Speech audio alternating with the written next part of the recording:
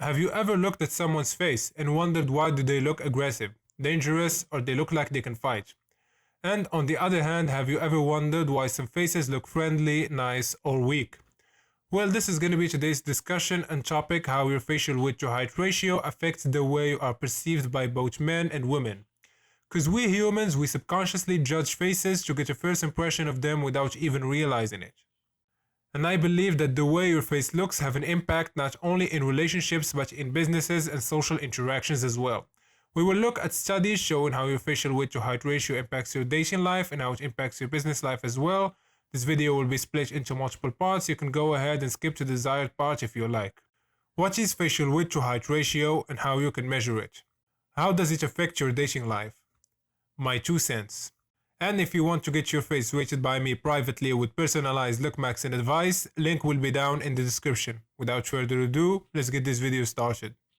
So what is facial width to height ratio? Well, it's a proportionate measure of a man's facial width to his height, measured laterally from the edges of the zygomatic bones at the widest point and vertically from the mid-brow to the top of the upper lips. I'm gonna show you an example of a high facial width to height ratio here in Photoshop, and we will measure it. First, we measure the bizygomatic width, which is around 660 pixels with my Photoshop ruler here. Then we are gonna divide it by the distance from the mid-brow to the upper lip, which is around 325 pixels. It will give us a ratio of 2, which is high. And I have here another example of a guy with low facial width ratio. We will do the same measurements, the cheekbones at their widest point, which gives us around 250 pixels. Then we will divide that with the distance from the mid-brow to the upper lip, which gives us 165 pixels. And the division of that is 1.5. I used these two examples to show the difference between a low and high facial width to height ratio and to show you guys how to measure it yourselves, if you are interested in these sorts of things. Anyways, let's move on to the next part. Now I want to discuss dominance and how it is linked to this whole thing. Dominant men are sexually attractive to women and are preferred as mates by women who are ovulating or considering short-term relationships. Dominance can be ascertained by observing a man's social presence and intrasexual competitiveness. However, research suggests it can also be assessed simply by looking at a man's face. Mueller found that military officers with more dominant-looking faces achieved higher ranks throughout their careers.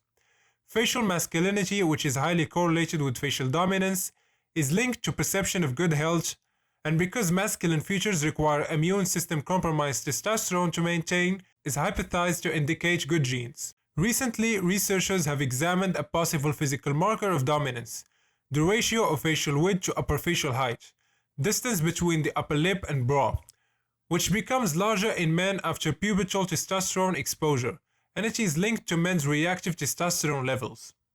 Men with high facial width to height ratios are less likely to die from contact violence, suggesting they are either more formidable fighters or that their skulls are more resistant to blows. Although men with higher facial width to height ratios might be healthier, more formidable, and more poised to achieve high status, there are downsides to choosing such men as mate. Facial width to height ratio has been linked to aggressiveness in various contexts. Moreover, men with high facial width to height ratios are more deceptive and less trustworthy. Furthermore, dominant men are perceived as less faithful and less investing as fathers. Thus, it makes adaptive sense for women to extract genetic qualities from such men through short-term relationships. So let's move on to the actual study itself. The study utilized a speed dating format which consisted of a young male and female subjects, around 125 subjects in total.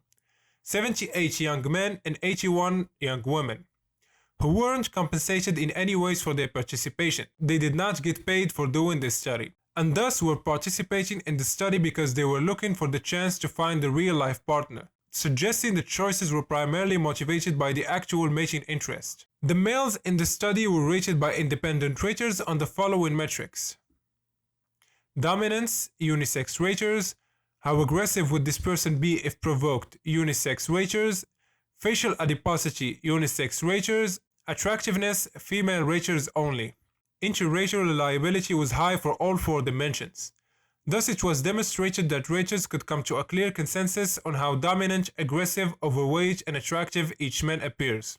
Analysis of the outcomes shows that men facial weight to height ratios explained fully 34% of the variance in women's interests in men for short-term relationships. Facial weight to height ratio was a very powerful predictor of being chosen for future dates by the women. Even when higher facial weight to height ratios faces were not deemed more attractive by women, a high facial weight to height ratio men were perceived as more dominant and thus more desirable to women for short-term sexual involvement. And because of the qualities that people with high facial weight to height ratio possesses, they are more likely to hold higher positions of power as CEOs, higher positions in governments, and more likely to take leadership positions. So what is my 2 cents or my take on this whole thing? It is not always as simple as you have a high facial weight to height ratio, then you succeed in dating and life and you stack up a body count in the hundreds. Or you are a beta male if your facial weight to height ratio is low. First of all, you need to factor in other features as well.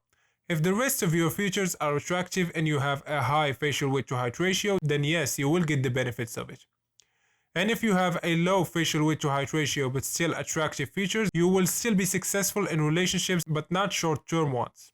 You are more likely to be selected for long-term ones because you are perceived as more loyal and friendly, and also keep in mind that there is limits to how high or how low the ratio can get. If it's too high or too low, then you are in the red zone, because your face will either look too damn long or too short. Having a facial weight to height ratio in between the ranges of 1.7 to 2.2 is ideal and for most cases considered attractive. But I'm gonna say this again, keep in mind that other features also play a role. That's it for today's video. I hope you guys enjoyed it. A like and subscribe will be highly appreciated, and like usual, catch you guys in the next one.